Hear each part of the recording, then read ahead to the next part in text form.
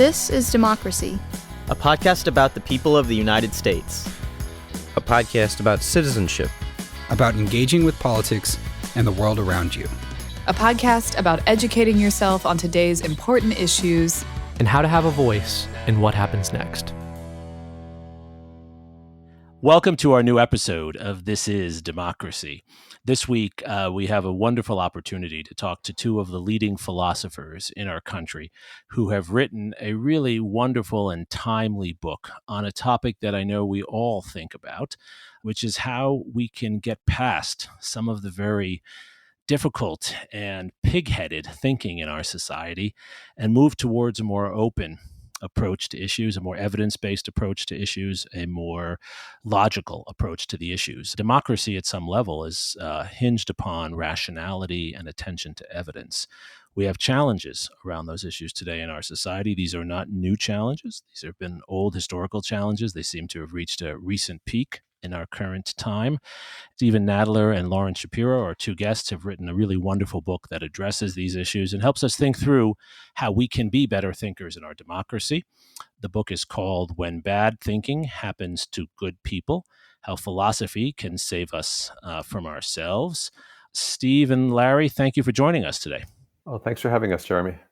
Pleasure to be here. It's a real pleasure to have you on. Steve and Larry are old friends from Madison as well. Stephen Nadler is a Vilas research professor and the William H. Hay II professor of philosophy at the University of Wisconsin-Madison. He's written, by my count, 7 books before this one. I'm a historian, so I'm sometimes challenged in my counting, but I think I counted that accurately. A number of books that I have really enjoyed of his, that I have read carefully or at least read into. Rembrandt's Jews, which was published in 2003 and a finalist for the Pulitzer Prize. And if you're a fan of Rembrandt, this is a book you have to read. If you're interested in Jewish history, this is a book you have to read. He also wrote The Philosopher, the Priest, and the Painter, a portrait of Descartes. Steve made Descartes interesting for me, which I thought was impossible. And then a book forged in hell, Spinoza's Scandalous Treatise and the Birth of the Secular Age. And of course, as I said, he's a co-author on When Bad Thinking Happens to Good People. Lauren Sharpiro is the Barent Entz Professor of Philosophy at the University of Wisconsin-Madison, and he was the chair of that department for some time. He's also written numerous books, by my count, 6, including, and I'm sure I've missed some, The Mind Incarnate, published in 2004, Embodied Cognition. We were just actually talking about these issues a few minutes ago. And a really fascinating sounding book, The Miracle Myth, Why Belief in the Resurrection and the Supernatural is Unjustified. That I think justifies another podcast episode at some point. Again, Larry, let's do it. Again, Larry and Steve, thank you for joining us. Before we turn to our discussion with our two eminent philosophers, we have, of course, our scene-setting poem from Mr. Zachary Suri. Zachary, what's the title of your poem this week? Well, today's poem is really a song in a song lyric. Are you going to do acoustic today? No, no. And the title is The Apparition. Let's hear it. In a time of aging inability, I walked from store to store, picking up the remnants of civility from the dirty, unmopped floor. You approached me on a subway vent and asked me to repent, but you know just as well as I that these days ain't heaven sent. Oh, sing to me of truthfulness, I've known it to come and go. Oh, sing to me of innocence, it's been swaying to and fro. I've been waiting for the apparition in a cabin in the trees. I've been waiting for the abolition with the songbirds and the bees. These cannot be the pillars of your promised land, just a speck of dust in a million grains of sand. No wise man was ever so humble, so deflated, in his false memory of decency prorated. You came forward in a parking lot and asked for what's left of me. You came to me with jumper cables and wanted a battery, but I tell you, it ain't free. Oh, sing to me of truthfulness, I've known it to come and go. Oh, sing to me of innocence, it's been swaying to and fro. I've been waiting for the apparition in a cabin in the trees. I've been waiting for the abolition with the songbirds and the bees. That's beautiful, Zachary. What is your song about? Well, I think this song is really about the emotional distress of living in an age when truth and innocence seem like words that are unrealistic, right? When we don't seem to be able to agree on a basis of truth or a basis of morality. And you find this anxiety ridden. Exactly. Steve, does this in somehow relate to why and how you and Larry wrote this book? It certainly does, especially since you brought up the issue of anxiety. This is not a book that either of us ever imagined we'd be writing. I've worked mainly in 17th century philosophy, and Larry works mainly in philosophy of mind and philosophy of cognitive science. But over the last 4 or 5 years, our concern, our anxiety, our fears have grown with the spread of irrational beliefs and the really dangerous actions that have followed from them. Watching the storming of the Capitol on January 6th and just surviving the 4 years of the Trump presidency, we thought that as philosophers, the least we can do, and perhaps the most we could do, was to put philosophy to work and try to illuminate what's going on, which we like to call it a kind of pandemic, not of course the COVID pandemic, but something more insidious and pervasive, which is a pandemic of irrationality and bad thinking, which just exacerbates the dangers of the viral pandemic. And Larry, why is that? Why do you see this as a moment, perhaps worse than others? You both have seen different times in our society. Why this moment now? Well, it does seem like the world is facing cataclysms of a sort that it hasn't for a very long time. We have a plague that's decimating our economy, and it's a plague that doesn't have to have the severe consequences that it does. It's because of human failures that we're seeing the spread of COVID. If we all masked up and got vaccinated, we wouldn't be talking about the Delta variant. And we have climate change, which is already doing huge damage to our glaciers. It's causing the seas to rise. It's causing cities to be devastated by hurricanes. The world is in a very precarious situation right now, and something has to be done to convince people to do the right thing before it's too late. And that was a motivation for the book. I think we both agree. It's hard not to It's hard not to agree that there's always been bad thinking, but with technology today, the ability of this bad thinking to spread, especially over social media, seems a lot more dangerous than it might have been, 25, 50, 100 years ago. I wanted to pick up on that precise point, and maybe come back to you, Larry. One of the things that struck me in the early chapters of the book is the repeated word stubbornness. You say epistemological stubbornness, stubbornness toward different kinds of information, towards contrary evidence. What do you mean by stubbornness, and you diagnose the problem for us there, because this is a big part of the early part of your book. Well, colloquially, a stubborn person is simply a person who refuses to do something. And an epistemically stubborn person is a person who refuses to abandon a belief despite overwhelming evidence that that belief is false, or refuses to accept a belief despite overwhelming evidence that that belief is the justified belief that they should be having. They should be having. And so what we're seeing in the world today is people clinging to their belief that, say, vaccines are dangerous, or clinging to their belief that global warming is not caused by human activity. And there's a wealth of evidence that should be convincing these people that these beliefs they're holding are false, and that other beliefs that they should be holding and they're not are true. So the epistemically stubborn person that we're concerned with is the person who stubbornly insists on a belief despite lacking justification for holding that belief. And one of the really interesting distinctions you make that comes up a lot for us as historians as well, and I think for all those who think about the broader arc of democracy, is this distinction, Steve, you draw between believing and knowing. How do we distinguish those two things? Believing is simply giving your assent to a proposition or some kind of content.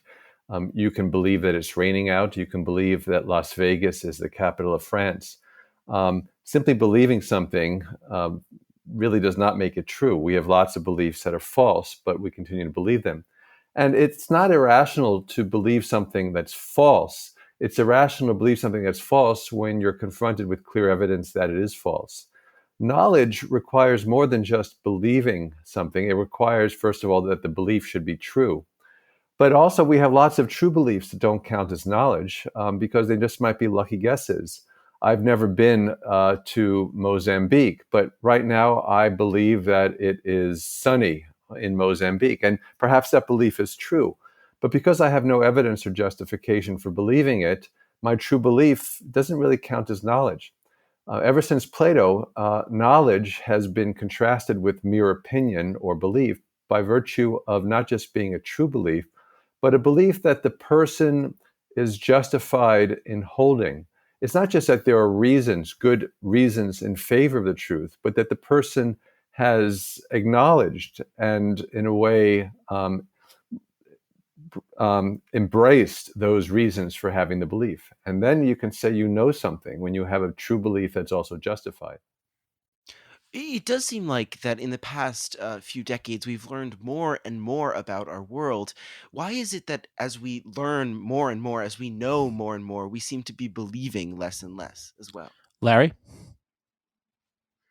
Well, I'm not sure how to approach that question. You can't know anything without believing it. So, So let me rephrase per- that question. I think what yeah, I meant to say was, why is it that in a world where we seem to be knowing, where we seem to be learning more and more about our world, we seem to have more of that knowledge, that people are less trustful of that knowledge. People are less willing to trust that knowledge. Right, when we should know more, why does it seem like we know less? Yeah.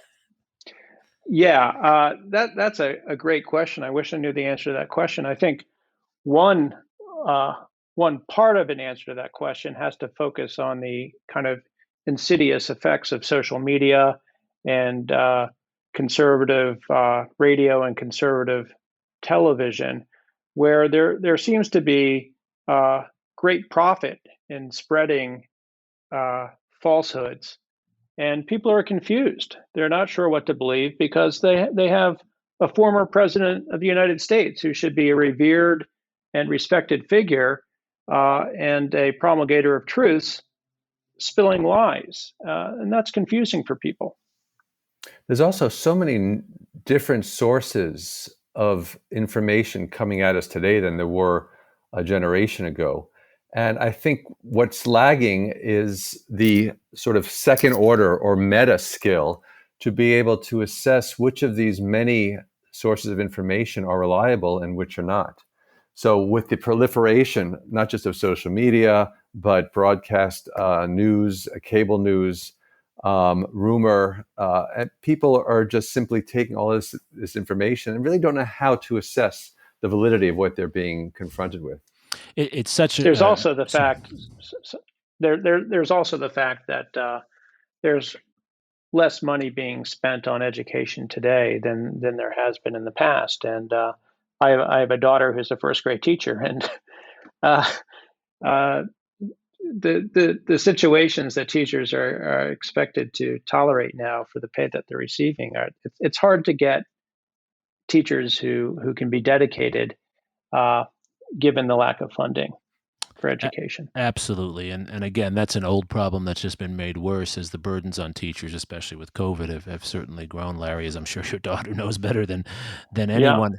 I wanted to come back to the point that, well, the both of you raised and that Steve really put a real tip on, right? Which is that this issue about the skills to work through what in some ways I think is information overload, right? I often believe, and we'll get to this when we talk about wisdom, right? We have a lot of information, but actually because we have so much information, it's actually hard to know things.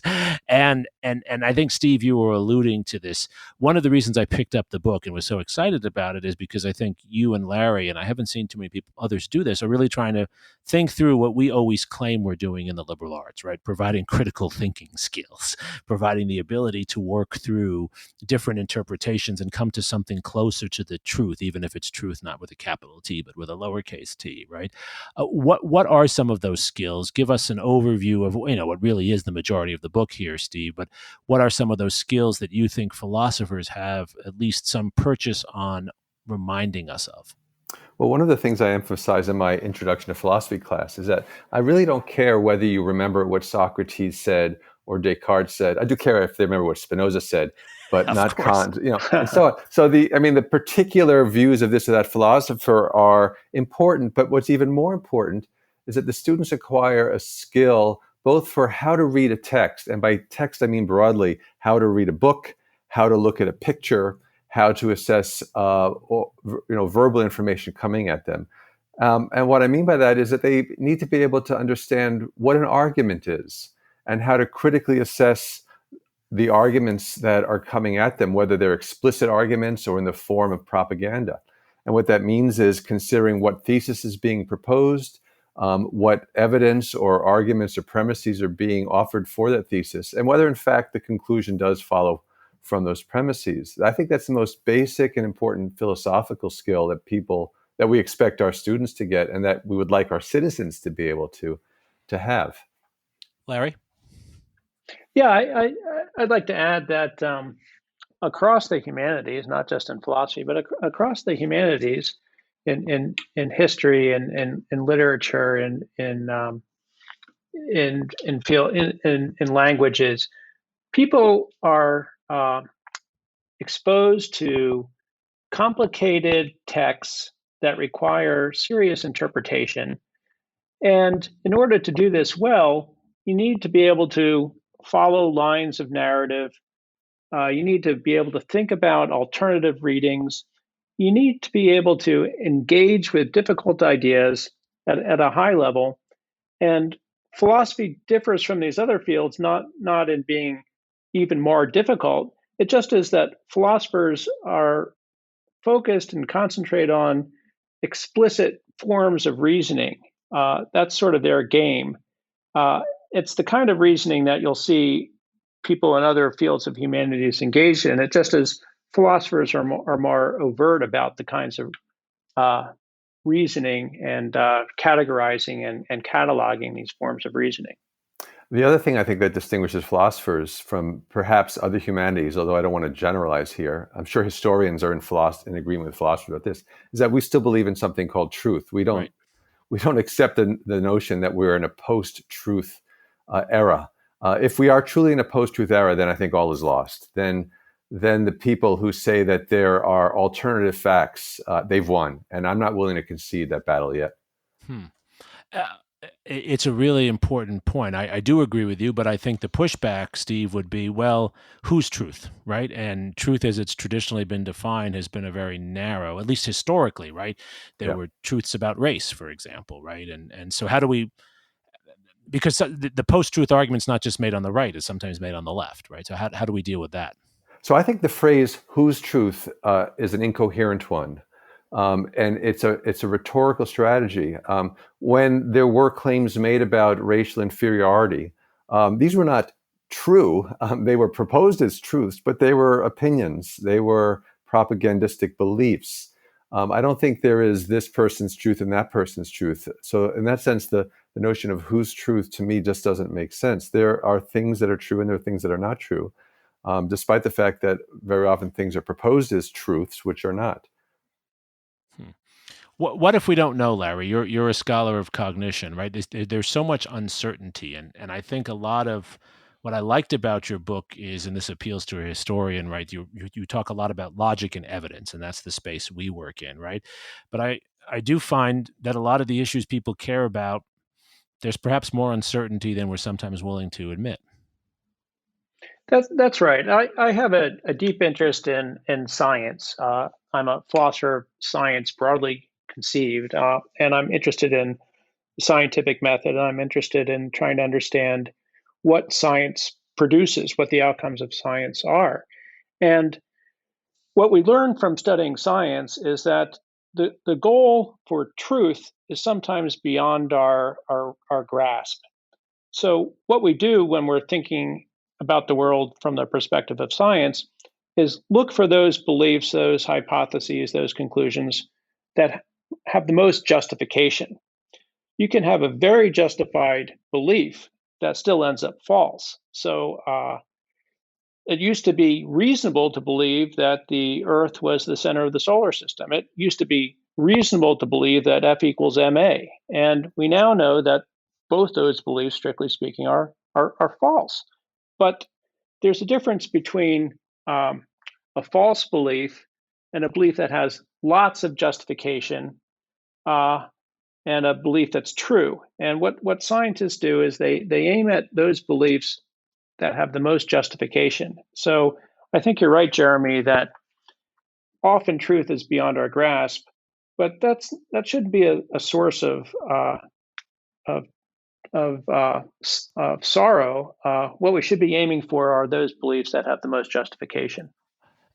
And one of the things I took from your book, and one of the reasons I recommend this to all of our listeners, is you provide one of the best descriptions in your book of what I would call the striving for truth, which is, I think, also what Steve's talking about, right? There are truths we might not be capable of fully grasping.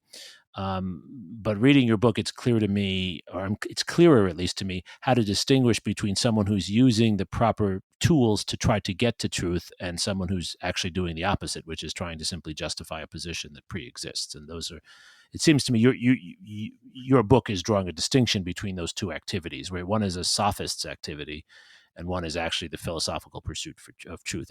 Do I have that right? That's right. In fact, when you were formulating your question, I immediately thought of the sophist, because Socrates was accused by his detractors of being a sophist, where a sophist was someone who had used argument and rhetoric for purposes of self-interest, not because they were striving for true conclusions, but because they were striving to convince people. And convincing people is only a valuable skill if you can convince them of something that's true or well justified. And the sophist doesn't care about that part of argument. I wanted to turn, Steve, to wisdom, but also before wisdom, I wanted to turn to reasonableness. Those are two other topics that come up really, really well in the book, and they're, of course, related to one another. We had Jonathan Marks on a few months ago, and he has a book on being reasonable also, from a very different point of view, actually, more from a literary, philosophical point of view. What is reasonableness for you, and why is reasonableness so important?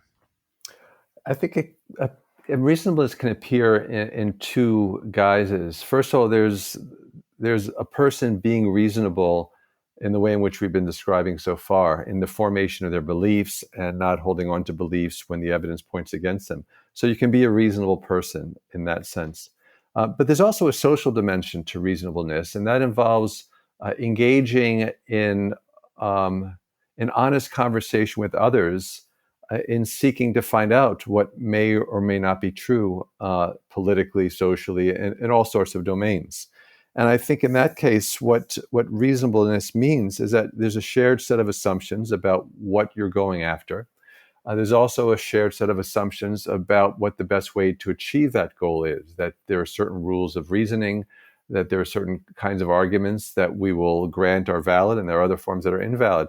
If we don't have that sort of base set of agreements on the rules of the game, the rules of the knowing game, and the rules of the social epistemology game, then there's really no way to get started, and you can't have reasonable conversations with people. And that seems to be part of the political morass we're in, that both sides are talking past each other because there's very little agreement on shared assumptions. Right. And it's important to clarify that under this, I think, very helpful definition, the practice of being reasonable doesn't mean you're necessarily moderate in your views. You could be a radical, reasonable person. Am I accurate in that?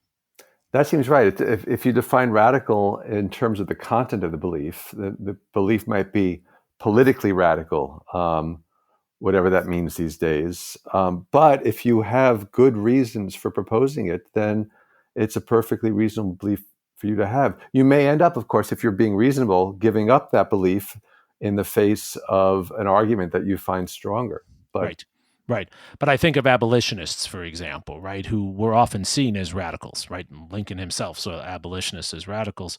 But in some ways, you could argue they were being the most reasonable if you take the very terms of what discussion around humanism should have been in that time, right? Yeah, I think that's right. What about wisdom, Larry? That's another big word that's used here that I think is undervalued in our society. What is wisdom? Well, part of wisdom has to involve a close attention to the sorts of principles that you allow to guide your actions. So we talk in the book about people who follow rules simply because they're rules without thinking about the principles that might have been motivating the rule in the first place. We have a couple of examples, like an example of someone here in Madison, a person who worked at a school and was called the N-word by a black student and told the student not to call him the N-word. And because the school's policy was to suspend or fire anyone who used that word, this poor I think it was a janitor was fired. A security guard. And so wisdom is in part an ability to reflect on the sorts of principles that should be guiding action and understand when exceptions to rules are acceptable. But wisdom is also a broader kind of thing. It has to do with a kind of epistemic humility. The wise person knows what he or she does not know and doesn't try to come to conclusions on the basis of beliefs that they have no entitlement to hold. You have a very good section. I just wanted to read a few lines because this really helped me think through this term. A wise person is someone who exercises good thinking in her opinions. She knows how to come to her beliefs in a rational way, and she does not hold on to those beliefs beyond the point when the evidence counts against them. She has internalized the lessons regarding justification and good reasoning that we have examined. And you have a section on profiles in wisdom. How does one come to do this, Steve? It actually seems so rare as I reread this and think about our world. Yeah, it is rare. It's something that takes effort. And this is why I can keep going back and reading Plato's dialogues where Socrates, and my students find him extremely annoying, very obnoxious. Why is he poking these people? Good thing they put him to death. He deserved it. And I try to convince him that he was not doing this to be obnoxious. He was doing it both for his own good and their own good. He was doing it for his own good because he didn't want to live among people who were irrational and corrupt. He was doing it for their good because it's in one's own best interest to be reasonable.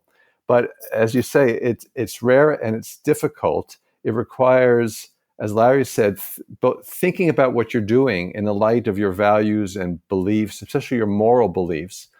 You don't just act haphazardly, but you think about whether what you're about to do is right or wrong. But the more difficult part is examining those values or beliefs about right and wrong in the first place. And there you really have to dig. You have to think, how did I come to believe that this is what justice is? How did I come to believe that this is what makes a right action right? And are these beliefs ones that I can defend? And that takes it takes a good deal of work. And I would say it takes training in philosophy, and not just mere logic, but training in ethics, training in how to reflect upon your own beliefs, your background beliefs, and the new beliefs you're being asked to accept on the background of those beliefs.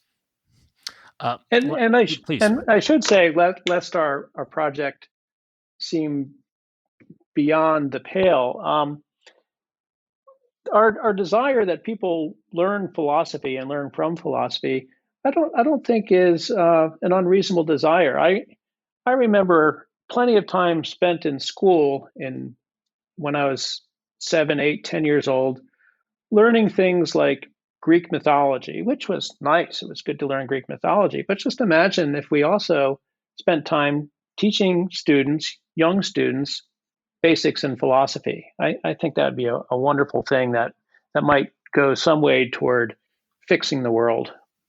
It would make dinner conversations a lot more interesting, that's for sure, when kids would call out their parents for invalid arguments. That happens in our Right. household all the time, Steve.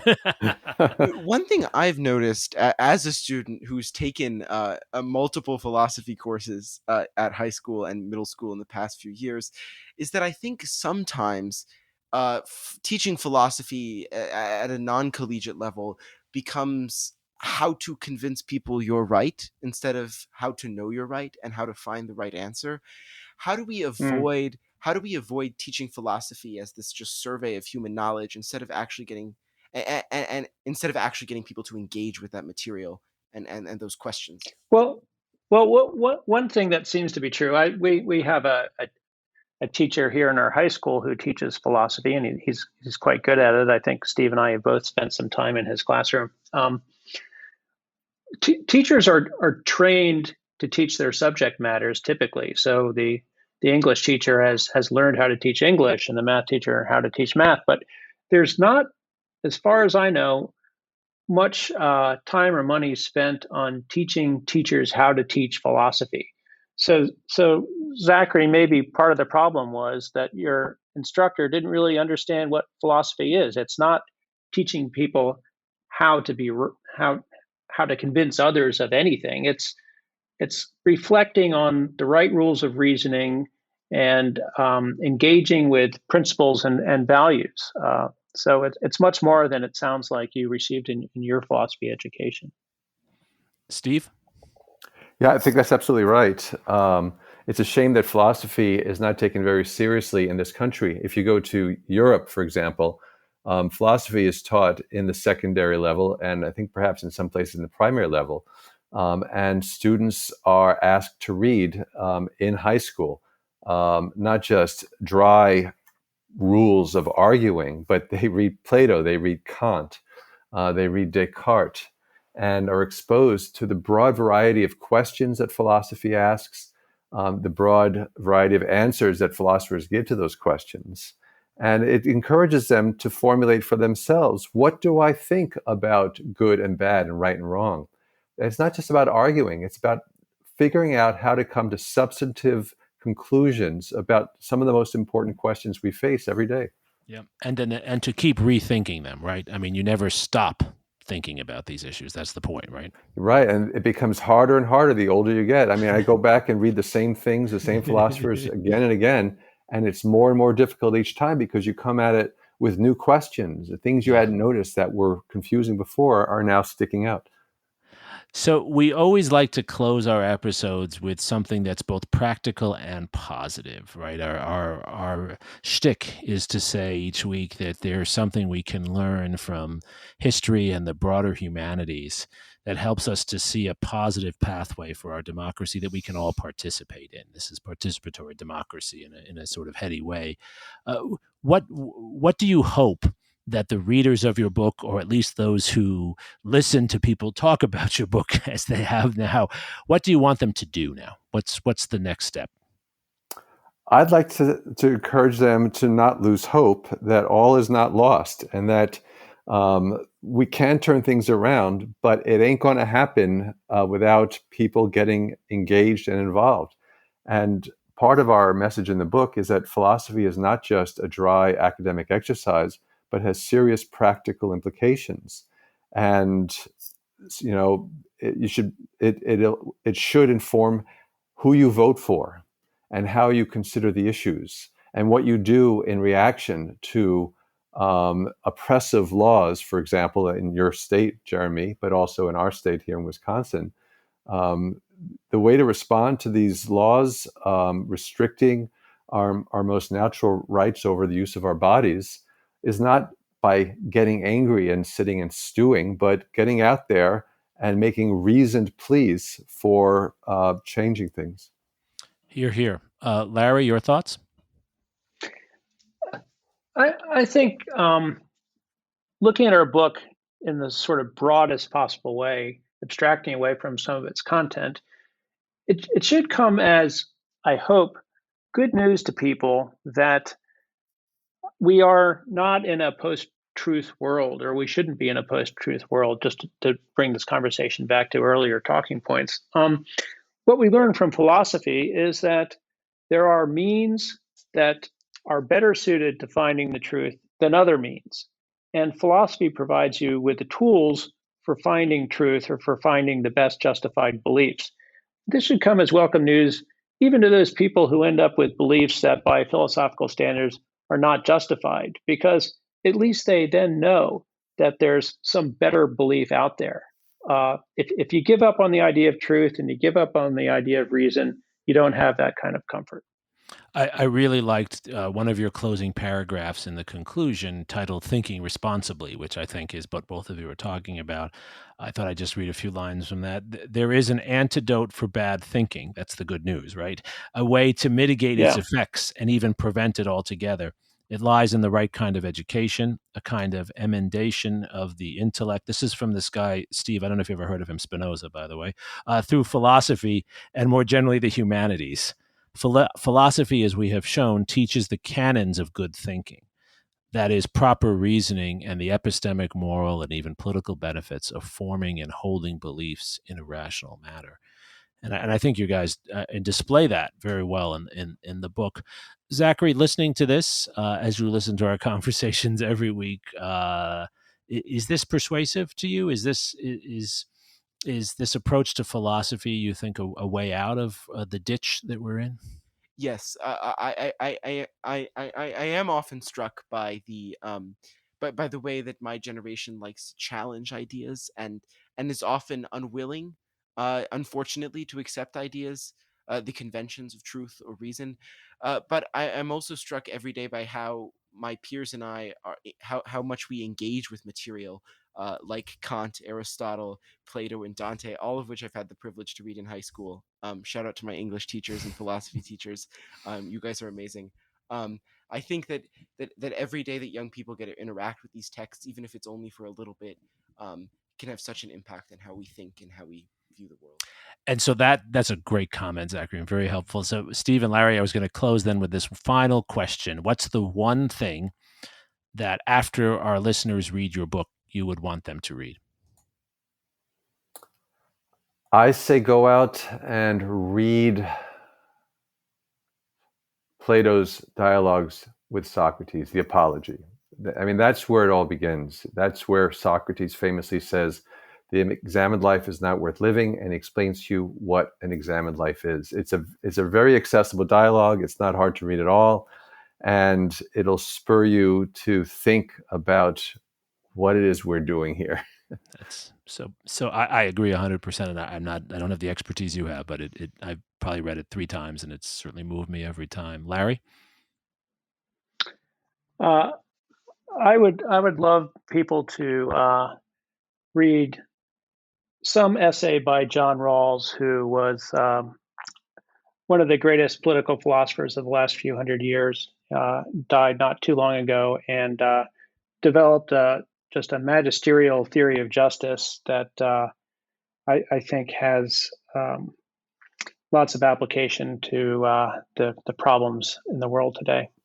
If I might add, you don't have to read philosophers. Philosophy can seem somewhat forbidding, but some of our greatest novelists raise these philosophical questions. If you read Jane Austen's Emma, you can't help but be confronted with the question of what it is to know yourself, to know what your desires are, and what other people's characters like. Right.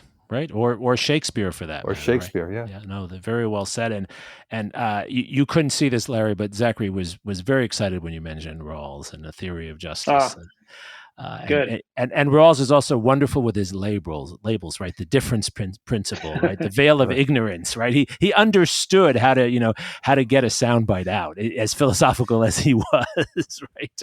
Yeah, that's true. He was good with the sound bites, but most of his writing is pretty dense.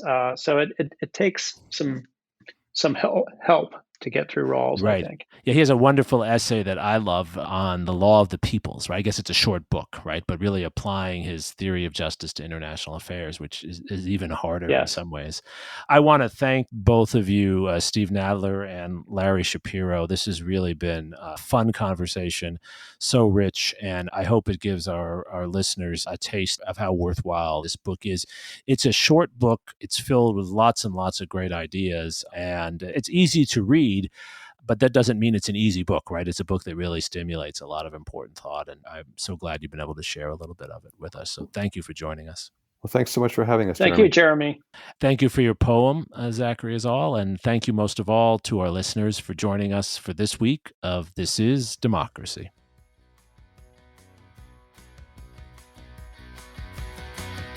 This podcast is produced by the Liberal Arts ITS Development Studio and the College of Liberal Arts at the University of Texas at Austin. The music in this episode was written and recorded by Harris Codini. Stay tuned for a new episode every week. You can find This is Democracy on Apple Podcasts, Spotify, and Stitcher. See you next time.